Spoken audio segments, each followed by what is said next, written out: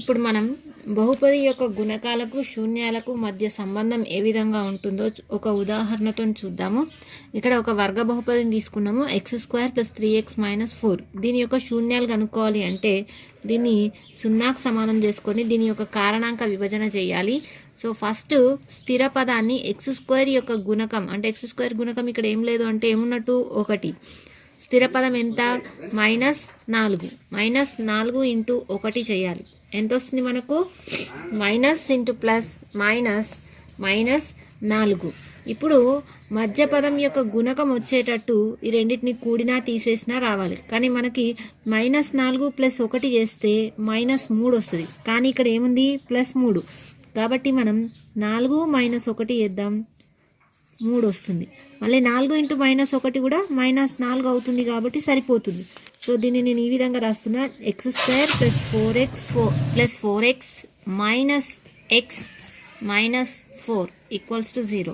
ఈ రెండిట్ల నుంచి మనము ఇక్కడ x ఉంది, ఈ పదంలో కూడా x ఉంది కాబట్టి xని కామన్ తీస్తే ఇక్కడ x × x 2 xలు, అందులో ఒక x బయటకు వచ్చింది కాబట్టి ఇక్కడ ఒక x మిగులుతుంది. నెక్స్ట్ ఇక్కడ ఒకటే x ఉంది, దాన్ని బయట రాసినాం కాబట్టి మిగిలింది 4. సో +4. ఈ రెండిట్ల నుంచి కూడా మనం x + 4ని లోపల ఉంచేటట్టు బయట ఏం కామన్ తీయొచ్చు అంటే ఇక్కడ -x ఉంది, ఇక్కడ +x ఉంది.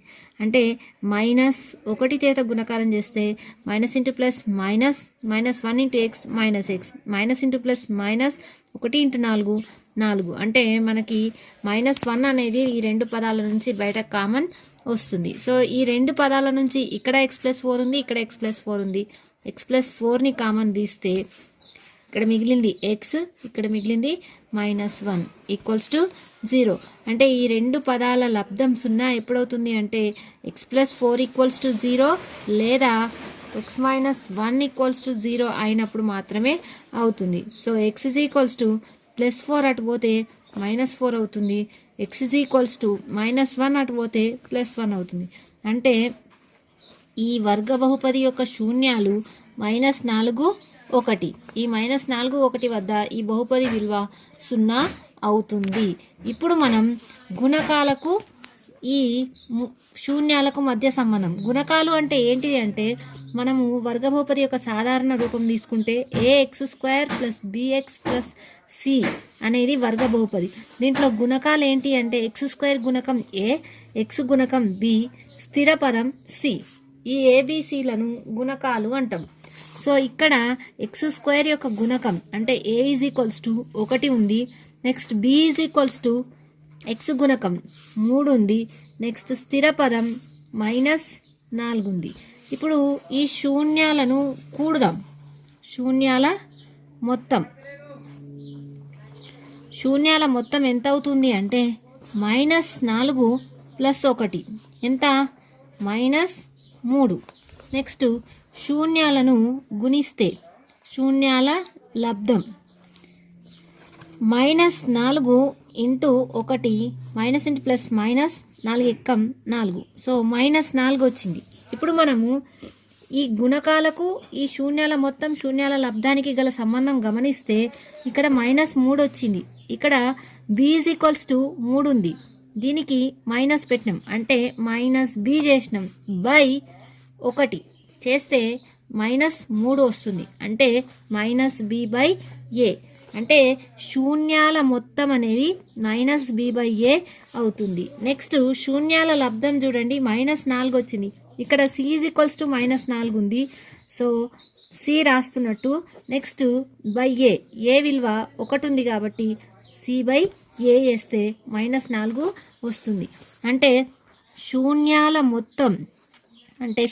మొత్తానికి గుణకాలకు ఏ విధంగా సంబంధం ఉంది అంటే -b/a. శూన్యాల లబ్ధం c/a. c అంటే స్థిర పదం, a అంటే x² గుణకం. ఇక్కడ శూన్యాల మొత్తం -b అంటే -x గుణకం బై x² గుణకం. p of x = ax² + bx + c అనే బహుపదికి a ≠ 0 అని తీసుకుంటాం. a ఒకవేళ 0 అయితే ఇది x² అనేది 0 అవుతుంది, అప్పుడు అది వర్గ బహుపది కాదు. కాబట్టి కంపల్సరీ కండిషన్ ఏంటిది? a ≠ 0 అనే దానికి శూన్యాలు ఆల్ఫా కామా బీటా, మనం శూన్యాలను ఆల్ఫా బీటాలతో చూయిస్తాం. దీన్ని ఆల్ఫా అని చదువుతాం, ఈ విధంగా రాస్తారు. దీన్ని ఆల్ఫా అని చదువుతాం. బీటా అంటే బీ లెక్క ఉండి ఇట్లా కిందికి ఈ విధంగా తీసుకుంటే దాన్ని బీటా అని చదువుతాం. ఆల్ఫా బీటా అయినా alpha plus beta, alpha plus beta అంటే ఏంటిది? శూన్యాల మొత్తం is equals to minus x గుణకం బై ఎక్స్ స్క్వేర్ గుణకం. ఎక్స్ గుణకం ఏంటిది? B. So minus B by x square గుణకం. ఎక్స్ స్క్వేర్ గుణకం ఏంటిది? A. So minus B by A. Next alpha beta అంటే మూలాల లబ్ధం, ఆల్ఫా ఇంటూ బీటా. వీటినే శూన్యాలు అంటారు, వీటినే మూలాలు అని కూడా అంటారు. హయ్యర్ క్లాస్లో మూలాలని తీసుకుంటారు. సో మనం ఇక్కడ శూన్యాలనే తీసుకుంటున్నాం కాబట్టి శూన్యాల లబ్ధం alpha into beta, alpha beta is equals to C by A. C అంటే ఏంటిది? స్థిర పదం. బై ఏ అంటే ఏంటిది? ఎక్స్ స్క్వేర్ యొక్క గుణకం. ఇప్పుడు మనం ఒక వర్గ బహుపది ఆల్ఫా బీటాలు ఇచ్చినప్పుడు వర్గ బహుపదిని ఎలా కనుక్కోవాలి అంటే దాన్ని K into x minus alpha into x minus beta, అంటే ఇక్కడ కే ఒక స్థిర పదం వస్తుంది. A x square plus b x plus C equals to ఏమొస్తుంది? K into x minus alpha into x minus బీటాగా తీసుకొని మనము ఆ బహుపదిని కనుక్కుంటాం. ఘన బహుపదులు శూన్యాలకు గుణకాలకు మధ్య సంబంధం ఏ విధంగా ఉంటుందో ఇప్పుడు సూత్రం చూద్దాము. ఘన బహుపది యొక్క సాధారణ రూపం a x cube plus b x square plus c x plus D.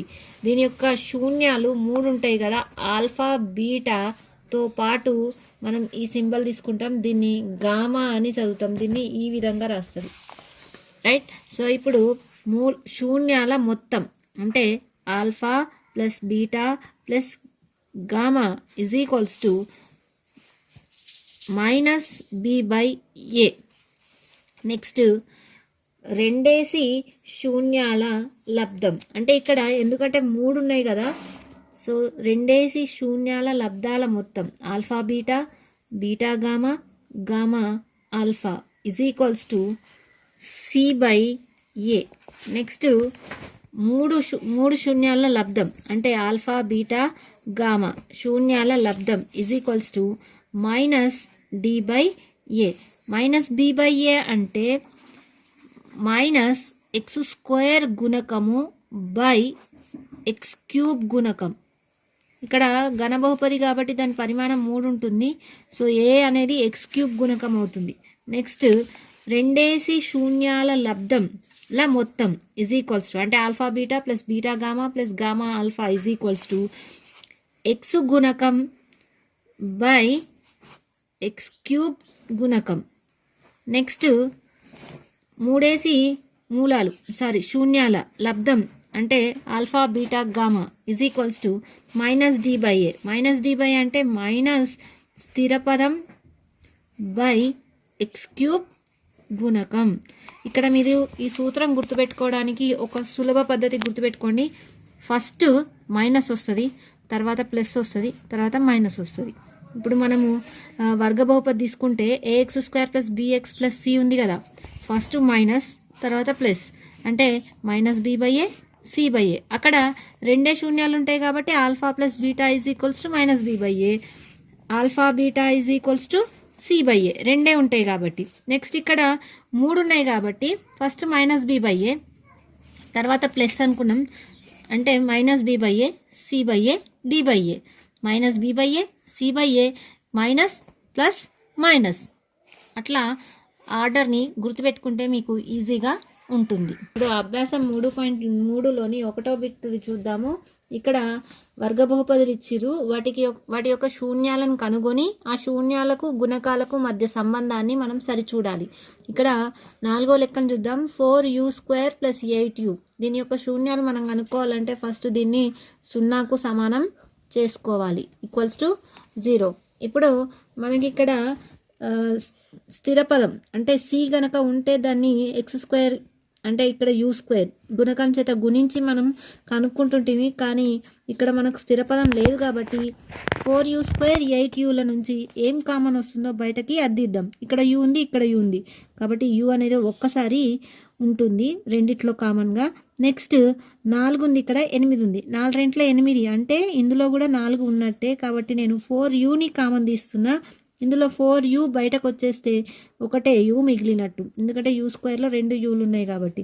Next 4 2 8లో 4 బయట రాసినాం కాబట్టి 2 ఇక్కడ రాసుకోవాలి. u బయట ఆల్రెడీ వచ్చేసింది. So is equals to 0. ఈ రెండిటి యొక్క లబ్ధం 0 కావాలి అంటే అందులో 4u ఈజ్ ఈక్వల్స్ టు 0 అన్న కావాలి, లేదా u plus 2 is equals to 0 అన్న కావాలి. 4u ఈక్వల్స్ టు 0 అంటే u ఈజ్ ఈక్వల్స్ టు 4 ఇక్కడ గుణకారం చేస్తుంది, అటువైపు పోతే భాగాహారం చేస్తుంది, 0/4 అంటే u ఈజ్ ఈక్వల్స్ టు 0. ఒక శూన్య విలువ వచ్చేసింది. Next u is equals to +2 అటు పోతే -2, కాబట్టి u ఈక్వల్స్ టు -2, 0 అనేవి 4u² + 8u యొక్క శూన్యాలు.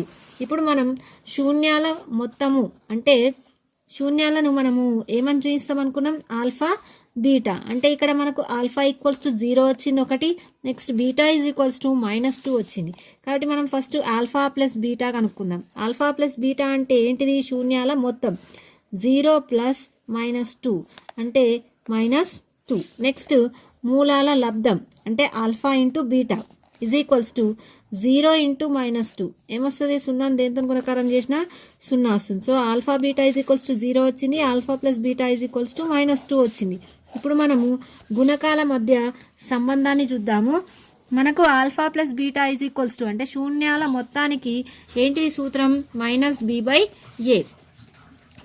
-b అంటే ఏంటిది, ఇక్కడ b అంటే x గుణకం, అంటే ఇక్కడ u అనే చరరాశి ఉంది కాబట్టి u గుణకం ఏంటిది, 8. సో -8/a అంటే u² గుణకం 4. 4 × 4 4 × 8. సో -2 వచ్చింది.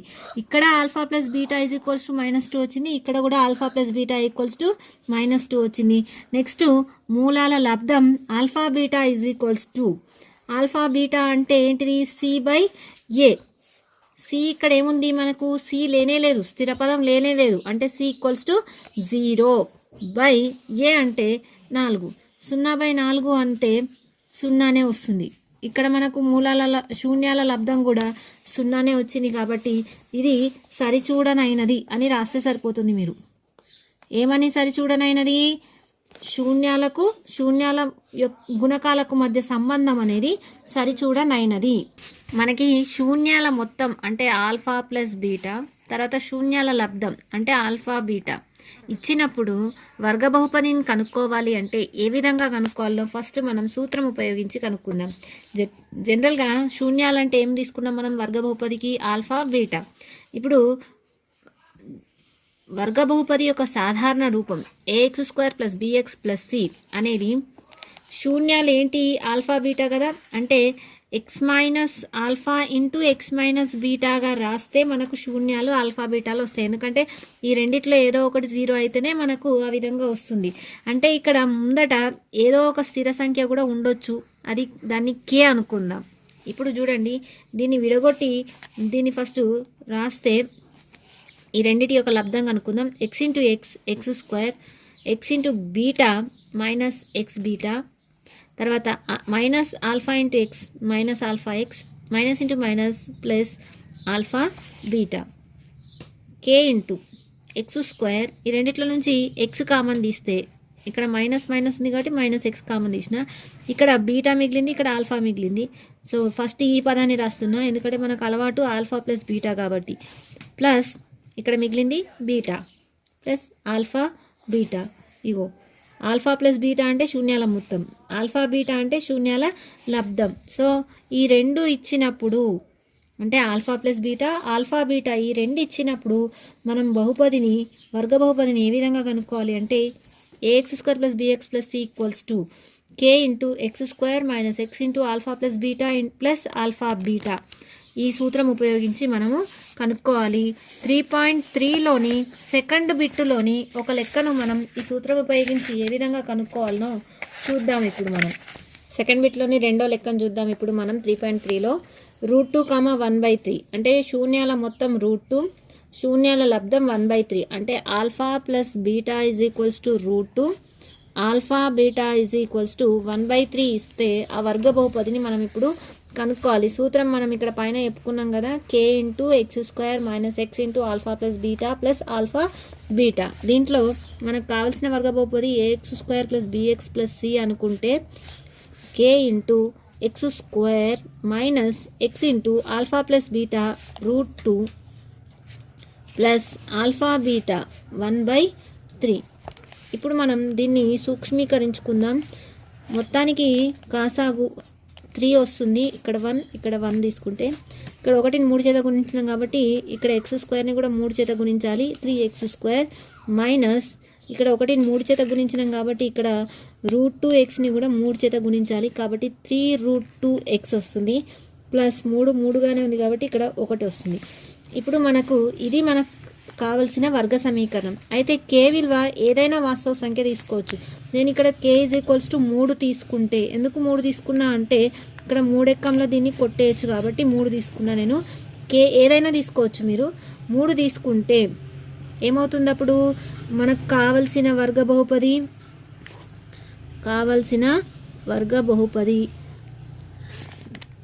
3 into 3x² minus 3√2x plus 1/3. ఈ 3 క్యాన్సిల్ చేస్తే 3x² మైనస్ 3√2x ప్లస్ 1. ఇది మనకు కావాల్సిన వర్గ బహుపది. 3.3లోని మూడో లెక్కను చూద్దాము. ఇక్కడ మనకు ఇంతకుముందు మొత్తం శూన్యాల లబ్ధం ఇచ్చిండు కదా, ఇక్కడ శూన్యాలు ఇచ్చిండు. అంటే ఒకటి ఆల్ఫా ఒకటి బీటా. ఇక్కడ మనకు ఆల్ఫా = 2, బీటా -1 ఇచ్చి వర్గ బహుపదిని కనుక్కోమన్నాడు. సో మనం సేమ్ సూత్రం ఉపయోగిద్దాం. కాకపోతే అక్కడ మొత్తం శూన్యాల లబ్ధాన్ని ప్రతిక్షేపించినాం కదా, అక్కడ దాకా కాకుండా ax² plus bx plus c = k into x minus alpha into x minus బీటాలో మనం ఆల్ఫా బీటా విలువలను ప్రతిక్షేపించుకొని వర్గ బహుపదిని కనుక్కుందాం. సో మనకి ఇక్కడ ఆల్ఫా ఎంత? 2, beta -1. k into x minus alpha 2 into x minus beta. Beta ఏంటిది? -1 కాబట్టి ఇక్కడ మైనస్ ఉంది కాబట్టి నేను బ్రాకెట్ పెడుతున్నా. Next k into x minus 2 into minus into minus plus, so X plus 1. ఇప్పుడు ఈ రెండింటిని గుణిస్తే మనకు కావాల్సిన వర్గ బహుపది వస్తుంది. x into X x² x into 1 plus into plus plus x into 1 1x అంటే x. Minus into plus minus 2 into x 2x minus into plus minus 2 ఎక్కం 2.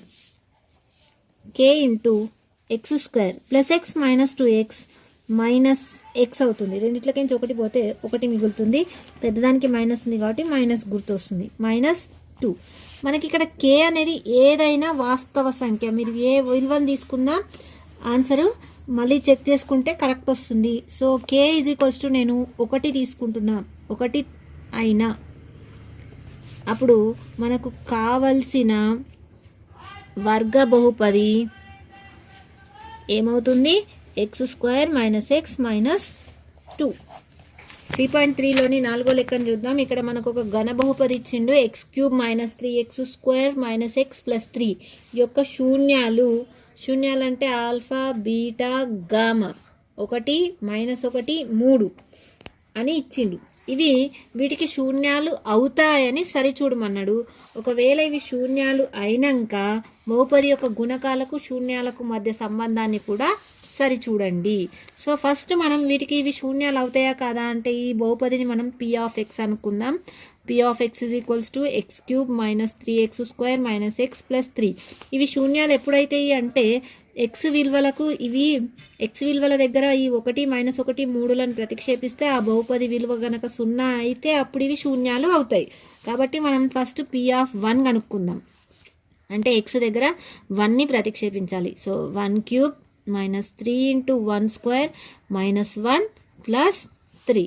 1³ అంటే 1ని 3 సార్లు గుణిస్తే 1 వస్తుంది. మైనస్ 3 ఇంటూ 1² అంటే 3 ఇంటూ 1 3 అవుతుంది. -1 ప్లస్ 3. ఇగో -3 ప్లస్ 3 క్యాన్సల్, ప్లస్ 1 -1 క్యాన్సల్. కాబట్టి p(1) = ఎంత వచ్చింది మనకు? 0. కాబట్టి 1 p(x)కి శూన్య విలువ అవుతుంది. నెక్స్ట్ మనం కనుక్కోవాల్సింది దీన్ని 1వది అనుకుందాం. నెక్స్ట్ కనుక్కోవాల్సింది p(-1). అంటే ఎక్స్ దగ్గర -1ని ప్రతిక్షేపించాలి. -1 whole cube minus 3 into -1 whole square minus of -1 plus 3. -1 cube అంటే మీద ఘాతం బేసి సంఖ్య ఉంది కాబట్టి మైనస్కి బేసి సంఖ్య ఉంటే మైనస్ వస్తుందని చెప్పుకున్నాం మనము. ఎందుకంటే minus into minus into minus 2 సార్లు పోగా మళ్ళీ ఒకసారి మిగులుతుంది కాబట్టి మైనస్ వస్తుంది. సో మైనస్ 1ని ఎన్నిసార్లు గురించినా ఒకటే వస్తుంది. నెక్స్ట్ 3 ఇంటూ -1 హోల్ స్క్వేర్ అంటే ఒకటే వస్తుంది కాబట్టి 3 into 1 3 minus 3 minus of minus plus 1 ఇక్కడ ప్లస్ 3 ఉంది. ఇవి -1 plus 1 cancel, -3 plus 3 cancel. So P of -1 is equals to కూడా 0 వచ్చింది కాబట్టి -1 కూడా దీనికి శూన్యము అవుతుంది. నెక్స్ట్ P ఆఫ్ 3 కనుక్కోవాలి మనం. అంటే ఎక్స్ దగ్గర 3ను ప్రతిక్షేపించాలి. 3 cube -3 into 3 square -3 plus 3. 3 cube అంటే 3ను 3 సార్లు గుణించాలి. 3 ముళ్ళ 9, 9 ముళ్ళ 27 మైనస్ 3 ఇంటూ 3 స్క్వేర్. 3 స్క్వేర్ అంటే 2 సార్లు గుణించాలి.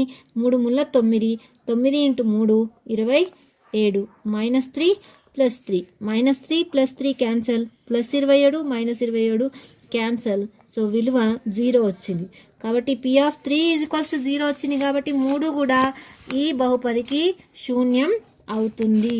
సో 1, 2, 3ల నుండి 1, -1, 3లు ఇచ్చిన బహుపది. అంటే నేను P ఆఫ్ x అనుకున్నా కాబట్టి P ఆఫ్ xకి అని రాసేస్తే సరిపోతుంది. P ఆఫ్ xకి శూన్యాలు అవుతాయి. అయినాక ఇప్పుడు మనం ఏం చేయాలా? గుణకాలకు శూన్యాలకు మధ్య సంబంధాన్ని కూడా సరిచూడాలి. ఇక్కడ శూన్యాలు ఏంటి? Alpha is equals to 1, beta is equals to -1, gamma equals to 3. బహుపది x³ -3x² -x ప్లస్ 3 అంటే a is equals to 1, b is equals to -3, c is equals to -1, d is equals to 3. మనకు సూత్రం తెలుసు కదా, alpha plus beta plus gamma అంటే శూన్యాల మొత్తం. First minus, తర్వాత plus, తర్వాత మైనస్ అని గుర్తుపెట్టుకోమన్నా కదా. సో ఫస్ట్ మైనస్ అంటే -b/a. -b/a అంటే ఏంటిది? -b. ఇక్కడ 3 ఉంది, -3 ఉంది కాబట్టి -3/a. a is equals to ఎంత? 1.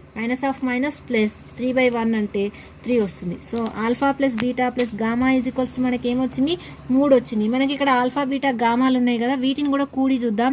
Alpha plus beta plus gamma is equals to 1 plus -1 plus 3 plus 1 -1 cancel 3. అంటే ఇక్కడ కూడా మనకు సేమ్ వచ్చిందా లేదా?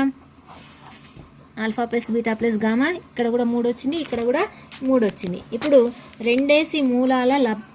రెండేసి శూన్యాల లబ్ధాల మొత్తం alpha beta, beta gamma, gamma alpha is equals to -b/a c/a.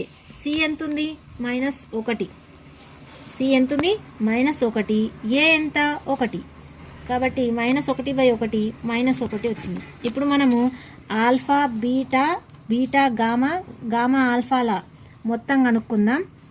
Alpha beta plus beta gamma, gamma alpha is equals to alpha విలువ ఏంటిది మనకు? 1.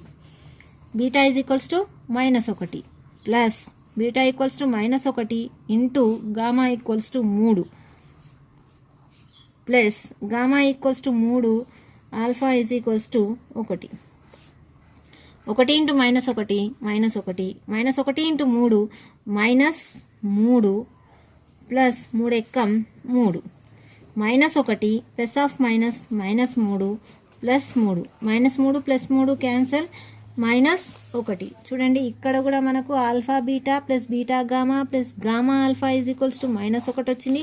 ఇక్కడ కూడా alpha beta plus beta gamma plus gamma alpha is equals to -1 వచ్చింది. So 2 సమానంగా వచ్చినాయి కాబట్టి మనం సరిచూసుట కరెక్ట్ అవుతుంది. నెక్స్ట్ మూల శూన్యాల లబ్ధం alpha beta gamma is equals to మనకేంటిది సూత్రం?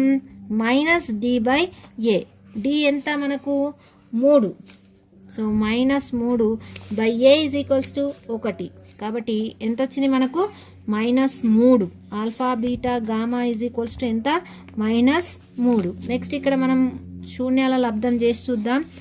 1 into -1 into 3 1 into 1 1, 1 into 3 3, plus into minus minus, minus into plus minus. So ఇక్కడ కూడా మనకేమొచ్చింది -3 వచ్చింది. దేర్ ఫోర్ సరిచూడనైనది అని రాయాలి. దేన్ని సరిచూడనైనది? మనము శూన్యాలకు గుణకాలకు మధ్య సంబంధం సరిచూడనైనది. బహుపదులను ఇంకో బహుపదితోటి ఏ విధంగా భాగాహారం చేస్తారో మనం 9th క్లాస్లో చూసాం కదా, దాన్నే ఇప్పుడు మనము రివైజ్ చేసుకుందాం.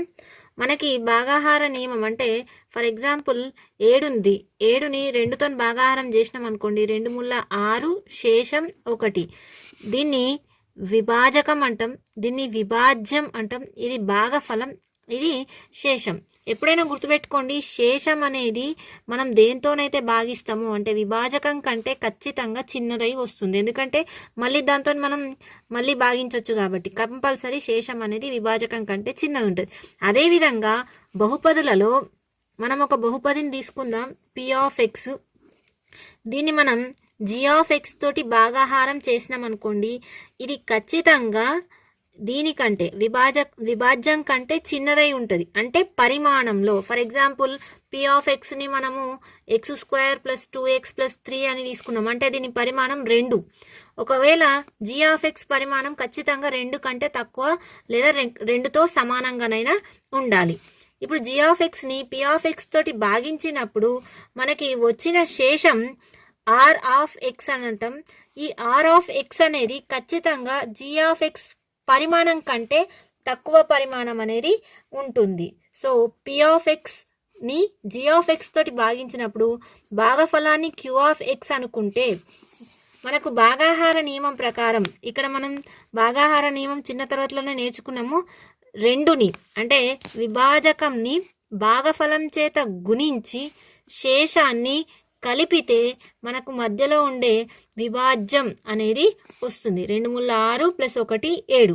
అదేవిధంగా ఇక్కడ కూడా p(x)ని g(x) తోటి భాగించినప్పుడు వచ్చే భాగఫలం q(x) మరియు శేషం r(x) అయితే p(x) = g(x) into q(x) plus r(x) అవుతుంది. ఇప్పుడు మనం ఒక భాగాహారం చేసి చూద్దాం. 3.4లోని ఫస్ట్ బిట్లోని 3వ లెక్కను చూద్దాం. ఇక్కడ p(x) = x⁴ - 5x + 6 అంటే దీని పరిమాణం 4. g(x) = 2 - x² అంటే దీని పరిమాణం 2. ఇప్పుడు మనం p(x)ని g(x) చేత భాగించి భాగఫలాన్ని శేషాన్ని కనుక్కోవాలి. సో ఫస్ట్ మనం p(x)ని మధ్యలో తీసుకుందాం, x⁴ - 5x + 6. ఇక్కడ మనకి g(x) = 2 - x² ఉంది. ఇది ప్రామాణిక రూపంలో లేదు. ప్రామాణిక రూపం అంటే ఏంటిది అంటే పదాల పరిమాణం అనేది అవరోహణ క్రమంలో ఉండాలి. ఇక్కడ పరిమాణం 2 యొక్క పరిమాణం 0 స్థిర పదం కాబట్టి, x² యొక్క పరిమాణం 2 కాబట్టి పరిమాణ ప్రకారం x² ముందు రాయాలి. నెక్స్ట్ x పదం లేదు కాబట్టి డైరెక్ట్ స్థిర పదం తీసుకోవాలి. సో -x² + 2 కాబట్టి మనం అదే విధంగా రాయాలి. ఇక్కడ మనకి మీరు కన్ఫ్యూజ్ కారు అంటే ఈ విధంగా తీసుకోండి. ఒకవేళ కన్ఫ్యూజ్ అవుతారు అనుకుంటే ఇక్కడ -x² + 2ని అదే విధంగా తీసుకొని x⁴, ఎందుకంటే దాని నెక్స్ట్ పరిమాణం డైరెక్ట్ 1 వచ్చింది. సో మీకు క్యూబ్ పదాలు రావచ్చు, స్క్వేర్ పదాలు రావచ్చు, ఏవైనా రావచ్చు. కాబట్టి 0x³ అంటే 0 × x³ 0నే. సో తీసుకున్నా తీసుకోకపోయినా పర్వాలేదు. 0 × x² అన్న 0 + 0 0నే వస్తుంది కాబట్టి మనకు బహుపదిలో మార్పేమీ లేదు. +6 ఈ విధంగా తీసుకున్నా సరే, కన్ఫ్యూజ్ కారు అనుకుంటే ఈ విధంగా డైరెక్ట్ తీసుకున్నా సరిపోతుంది. ఇప్పుడు మనకు ఫస్ట్ భాగాహారం ఎట్లా చేయాలనేది 9th క్లాస్లోనే వచ్చింది. దానికి ఒకటి గుర్తుపెట్టుకోండి, x² ఉంది, ఇక్కడ x⁴ ఉంది. ఫస్ట్ గుర్తుని చూసుకోండి, ఇక్కడ మైనస్ ఉంది, ఇక్కడ ప్లస్ ఉంది. సో మనకి ప్లస్ వస్తేనే x⁴లో నుంచి x⁴ వచ్చేటట్టు చూసుకోవాలి. x⁴ నుంచి x⁴ వస్తేనే అది తీసివేయబడుతుంది. కాబట్టి మైనస్ ఉంది, ప్లస్ రావాలి. గుర్తు ఫస్ట్, గుర్తు, గుణకం, ఘాతం. సో గుర్తు మైనస్ ఉంది కాబట్టి ఇక్కడ ప్లస్ ఉంది, అంటే ఖచ్చితంగా మైనస్ ఇంటూ మైనస్ చేస్తేనే ప్లస్ వస్తుంది. సో మైనస్ తీసుకోవాలి. మీకు రఫ్గా ఒక సైడ్కి చేసుకున్నా సరే, ఇప్పుడు మైనస్ ఎక్స్ స్క్వేర్ని దేంతో గుణకారం చేస్తే మనకు x⁴ వస్తుందో మనం కనుక్కోవాలి. ఇప్పుడు గుర్తు ఫస్ట్ ఇక్కడ ప్లస్ ఉంది, ఇక్కడ మైనస్ ఉంది కాబట్టి మైనస్ ఇంటూ మైనస్ చేస్తే ప్లస్ వస్తుంది. నెక్స్ట్ గుణకం, ఇక్కడ 1 ఉంది, ఇక్కడ కూడా 1 ఉంది, అంటే 1ని 1 చేత గుణకారం చేస్తేనే 1 వస్తుంది, కాబట్టి 1 రాయాల్సిన అవసరం లేదు. నెక్స్ట్ x² ఉంది, ఇక్కడ x⁴ ఉంది, అంటే ఇక్కడ 2 సార్లు ఉంది, ఇక్కడ 4 సార్లు ఉంది, అంటే ఇంకా 2 సార్లు తక్కువ ఉంది. సో -x²ని -x² చేత గుణకారం చేస్తే x⁴ అనేది వస్తుంది. సో ఇప్పుడు మనం -x² చేత ఈ బహుపదిని గుణించి దాని యొక్క లబ్ధాన్ని ఇక్కడ రాసి మనం తీసివేయాలి. ఇదే భాగాహారం చేసే విధానం. So -x² into -x² x⁴ -x² అయిపోయింది కాబట్టి +2 plus into minus -2 into x², 2x². ఇక్కడ క్యూబ్ పదం రాలేదు, నెక్స్ట్ x² వచ్చింది కాబట్టి మనం x² నుంచే తీసేయాలి. సో గుర్తులు మార్చాలి, బహుపదుల తీసివేత. ఇక్కడ ప్లస్ ఉంది కాబట్టి మైనస్ ఉంది కాబట్టి ప్లస్ x⁴ -x⁴ క్యాన్సల్. ఇక్కడ క్యూబ్ పదం రాలేదు కాబట్టి మనం 0x³ అంటే 0నే కాబట్టి దాన్ని తీసుకోవాల్సిన అవసరం లేదు. +0x² +2x². సో 2x² వస్తుంది. Next -5x, next +6. ఇప్పుడు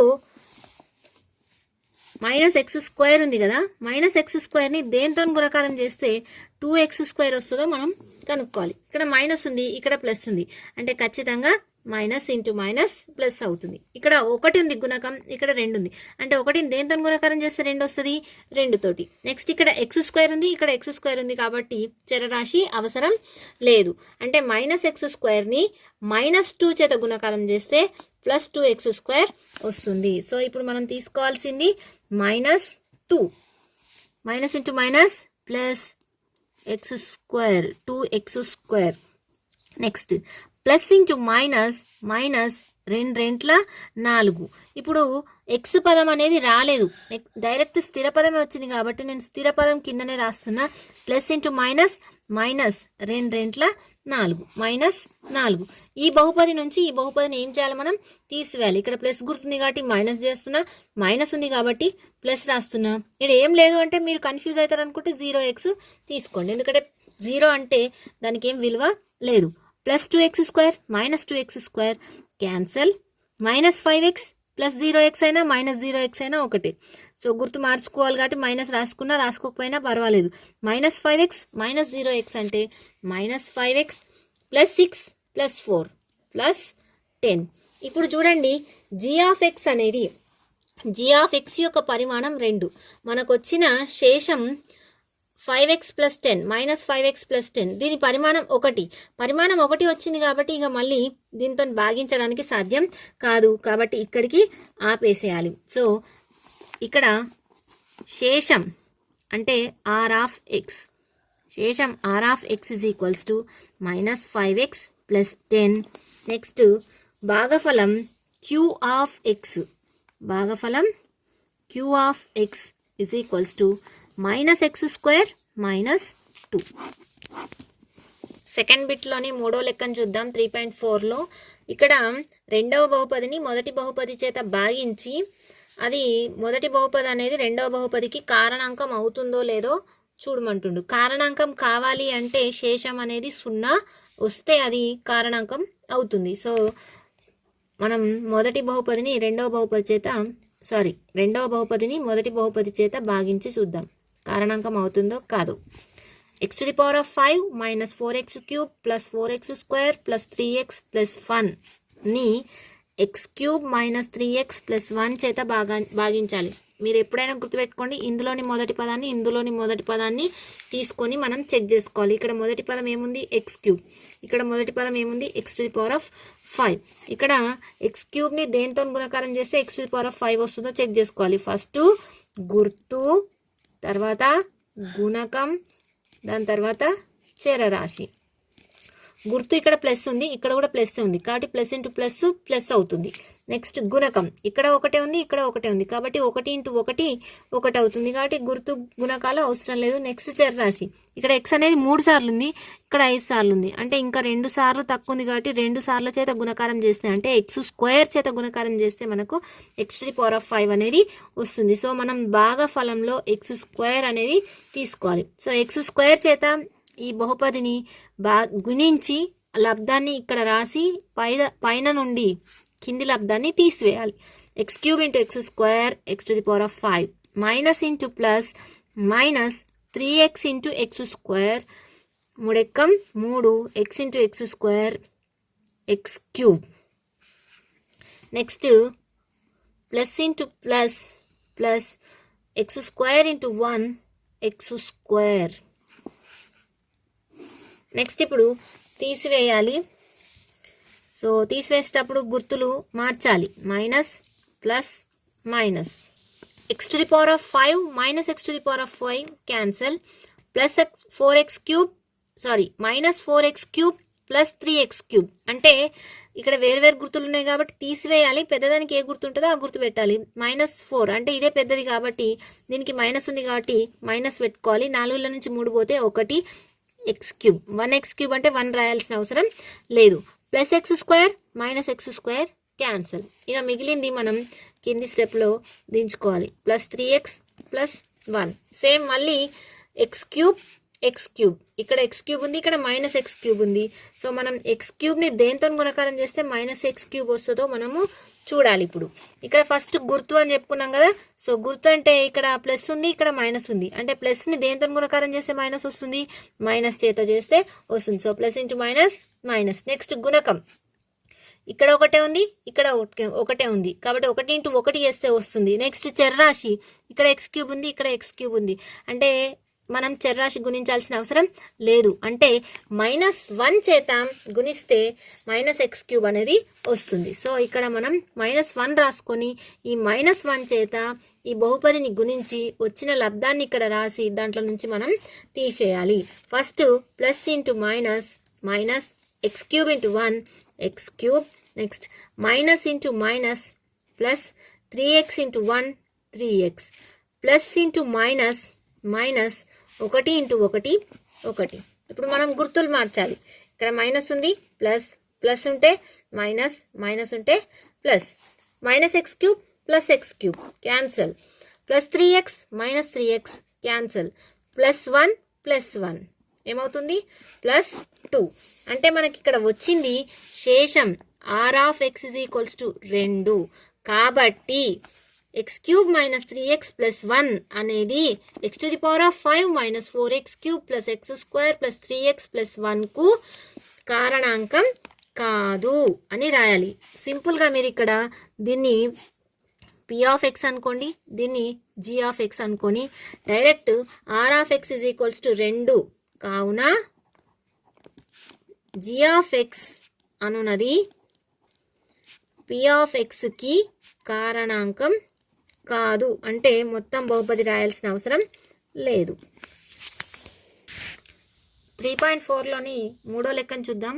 3x⁴ plus 6x³ minus 2x² minus 10x minus 5 అను బహుపది 2 శూన్యాలు √5/3 మరియు మైనస్ √5/3 అయినా మిగిలిన 2 శూన్యాలను కనుగొనండి. ఇక్కడ ఇది 4వ పరిమాణ బహుపది, అంటే దీని పరిమాణం 4 కాబట్టి దీనికి శూన్యాలు కూడా 4 ఉంటాయి. 2 శూన్యాలు ఆల్రెడీ ఇచ్చేసిరు, మిగిలిన 2 శూన్యాలను మనం కనుక్కోవాలి.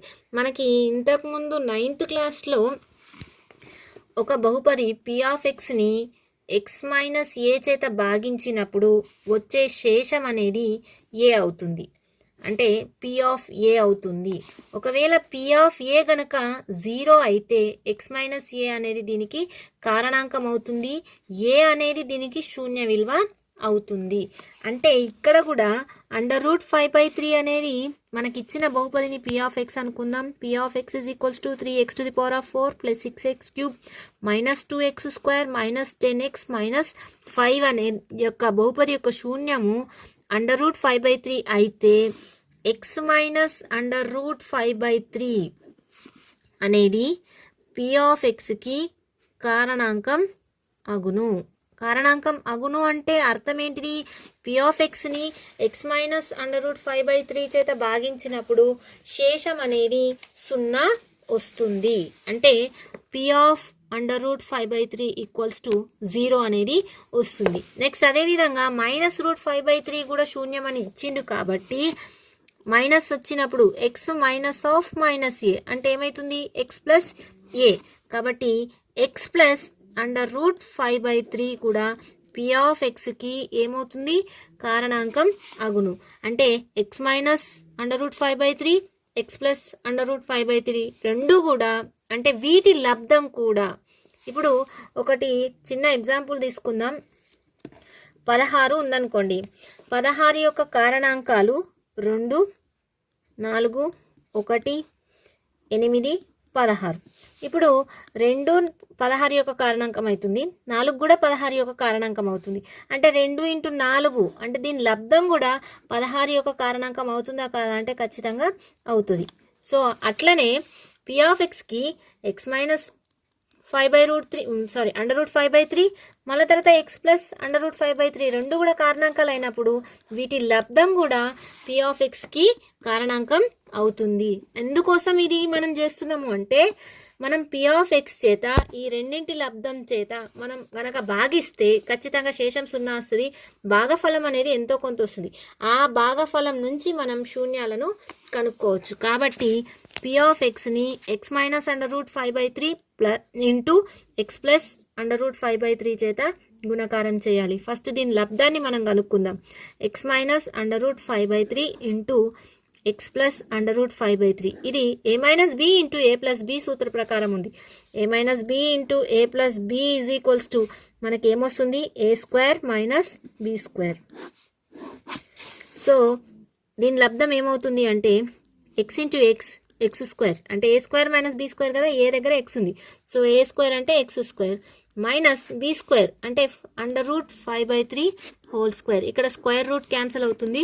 సో x² - 5/3 వస్తుంది.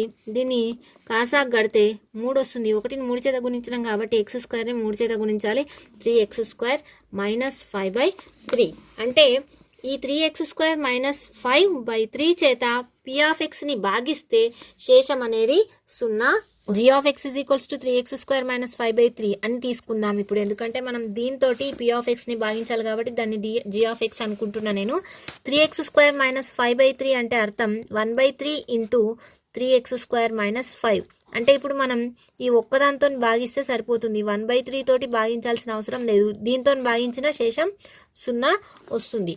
So 3x⁴ + 6x³ - 2x² - 10x - 5ని 3x² - 5 చేత భాగిద్దాం.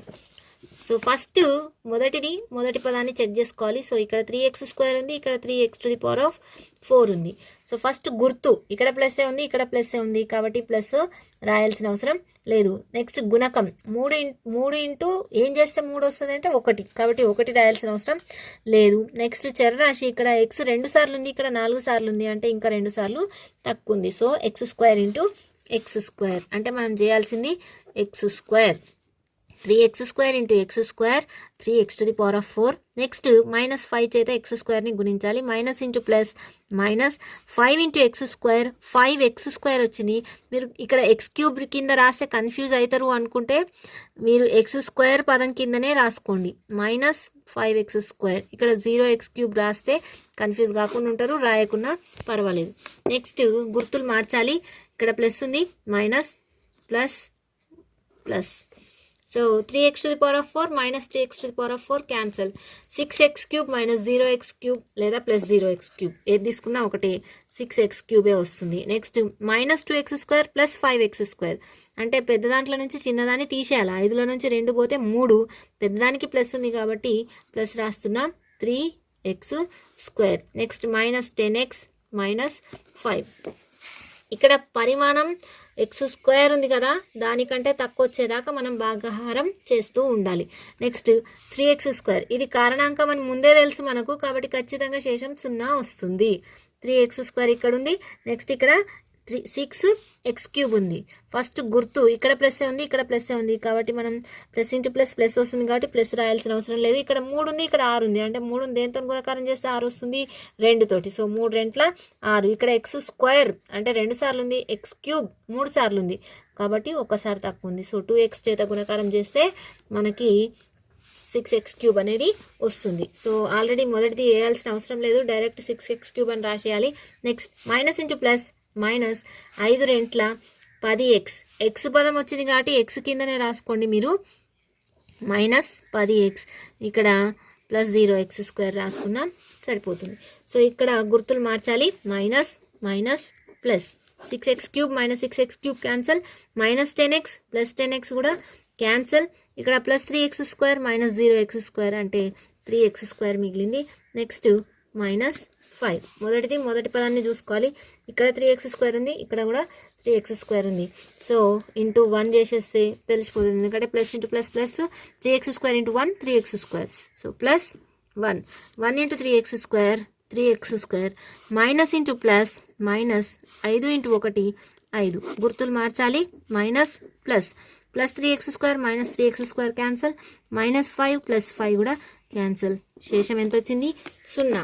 3x² మైనస్ 5 అనేది దీనికి కారణాంకం అయింది కాబట్టి శేషం అనేది 0 వచ్చింది. మనకి ఇంతకుముందు భాగాహార నియమం చెప్పుకున్నాం కదా, ఇది g ఆఫ్ ఎక్స్, ఇది q ఆఫ్ ఎక్స్.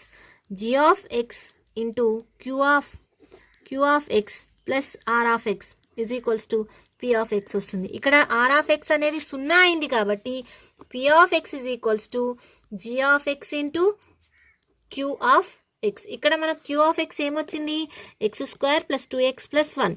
ఈ రెండింటి లబ్ధం p ఆఫ్ ఎక్స్ వచ్చింది కాబట్టి g ఆఫ్ ఎక్స్ కూడా కారణాంకం అవుతుంది, q ఆఫ్ ఎక్స్ కూడా దీనికి కారణాంకం అవుతుంది. కాబట్టి p ఆఫ్ ఎక్స్కి మరొక కారణాంకం మనకేమొచ్చింది? x² ప్లస్ 2x ప్లస్ 1 అనేది కారణాంకం అగును. ఎందుకంటే మనకు ఈ రెండిటి లబ్ధం ఇది వచ్చింది కాబట్టి. అంటే 12 ఉంది for example, 3 into 4 is equals to 12. 3 కారణాంకమే అవుతుంది, 4 కూడా కారణాంకం అవుతుంది. అదేవిధంగా p of x is equals to g of x into q of X అయింది కాబట్టి g ఆఫ్ ఎక్స్ కూడా కారణాంకం అవుతుంది, q ఆఫ్ ఎక్స్ కూడా కారణాంకం అవుతుంది. సో ఇది కారణాంకం అయింది కాబట్టి దీని యొక్క శూన్యాలు ఈ p ఆఫ్ ఎక్స్ యొక్క శూన్యాలు అవుతాయి. సో ఫస్ట్ మనం x² ప్లస్ 2x ప్లస్ 1 యొక్క శూన్యాలను కనుక్కుందాం. దీన్ని మనం q ఆఫ్ ఎక్స్ అనుకున్నాం కదా, q of x is equals to x² plus 2x plus 1. దీని యొక్క శూన్యాలు కనుక్కోవాలంటే దీని ఈజ్ ఈక్వల్స్ టు 0 అనుకొని దీన్ని కారణాంక విభజన చేయాలి. 1 ఇంటూ 1 స్థిర సంఖ్యను x² యొక్క గుణకం చేత గుణించాలి, 1 వస్తుంది. అంటే ఇక్కడ 1 ప్లస్ 1 ఈజ్ ఈక్వల్స్ టు 2 వస్తుంది. మధ్యలో x గుణకం వచ్చింది కాబట్టి దీన్ని మనం తీసుకోవచ్చు. So x² plus x plus x plus 1 equals to 0. ఈ రెండిట్ల నుంచి x కామన్ తీస్తే x ప్లస్ 1, ఎందుకంటే 2xల నుంచి ఒక x బయట రాసినాం కాబట్టి ఇక్కడ ఒక x మిగులుతుంది, ఇక్కడ ఒక x ఉంది కాబట్టి ఇక్కడ 1 మిగులుతుంది, x into 1 x. So x plus 1ని ఈ రెండిట్ల నుంచి కామన్ తీస్తే 1 into x plus 1 is equals to x plus 1 వస్తుంది, ఈక్వల్స్ టు 0. రెండిట్ల నుంచి x ప్లస్ 1ని కామన్ తీస్తే ఇక్కడ మనకు x మిగిలింది, ఇక్కడ ప్లస్ 1 ఈక్వల్స్ టు 0. ఈ రెండిటి లబ్ధం 0 ఎప్పుడు అవుతుందంటే x ప్లస్ 1 ఈక్వల్స్ టు 0 లేదా x ప్లస్ 1 ఈక్వల్స్ టు 0 అయినప్పుడు. అంటే x ప్లస్ 1 ఈక్వల్స్ టు 0 అంటే x is equals to plus 1 అటు పోతే -1 అవుతుంది, ఇక్కడ కూడా x is equals to minus అవుతుంది. అంటే మిగిలిన రెండు శూన్యాలు ఏంటి అవి? -1, -1. అంటే శూన్యాలు 4 వచ్చినాయి, అందులో 2 సమానంగా ఉన్నాయి. 4 ఏమేమిటి అంటే -√5/3 ప్లస్ √5/3 -1, -1. 3.4లోని 4th లెక్కను చూద్దాం. x³ minus 3x² plus x plus 2 అనే బహుపదిని g ఆఫ్ x అనే బహుపదిచే భాగిస్తే భాగఫలం x-2 మరియు శేషం -2x ప్లస్ 4 అయినా g ఆఫ్ xని కనుగొనండి. మనకి భాగాహార నియమం తెలుసు కదా, మీకు డైరెక్ట్ సూత్రంలా గుర్తు రాకపోతే ఈ విధంగా రాసుకోండి, ఈజీగా వచ్చేస్తుంది. ఇక్కడ q ఆఫ్ x కింద శేషం r ఆఫ్ x, అంటే g ఆఫ్ xని q ఆఫ్ x చేత గుణకారం చేస్తే పి ఆఫ్ ఎక్స్ రావాలంటే ప్లస్ ఆర్ ఆఫ్ ఎక్స్ శేషాన్ని మనం కలపాలి.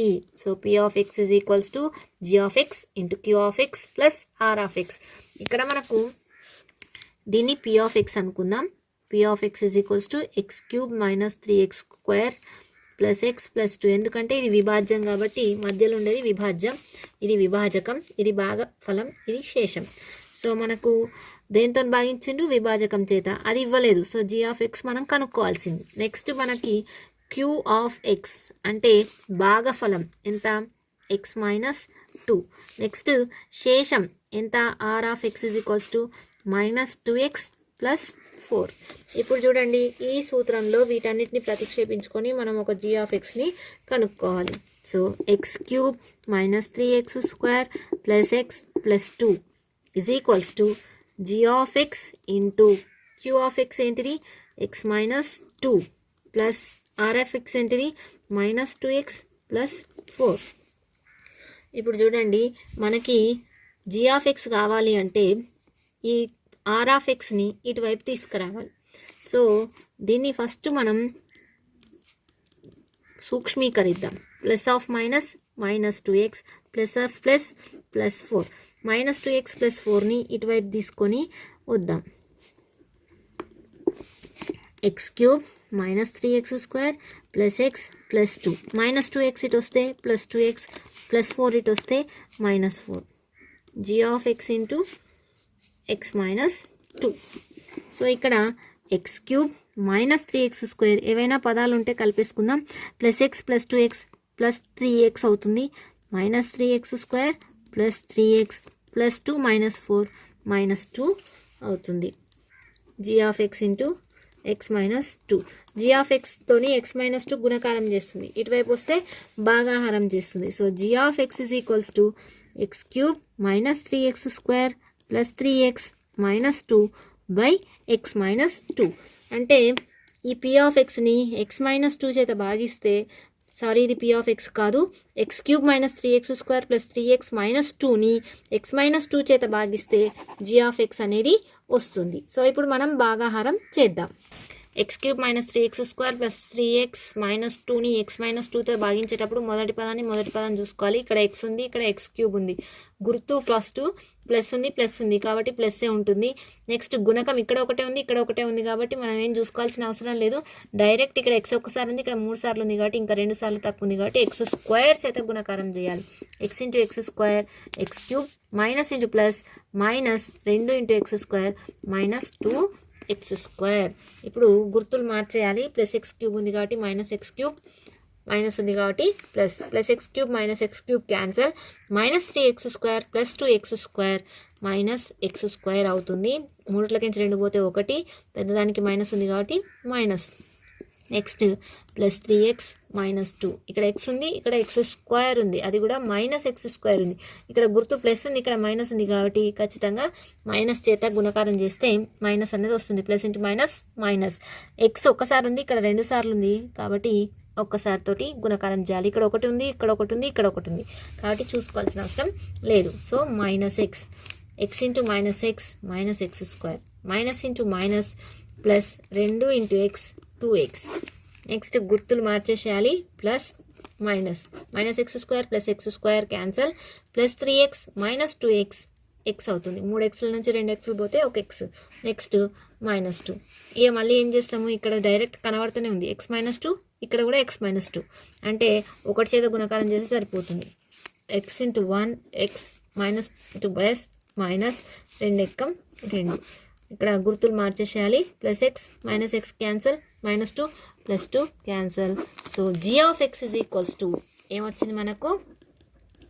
X square minus x plus 1. ఇదే కదా మనం కనుక్కోవాల్సింది. G of x is equals to x square minus x plus 1.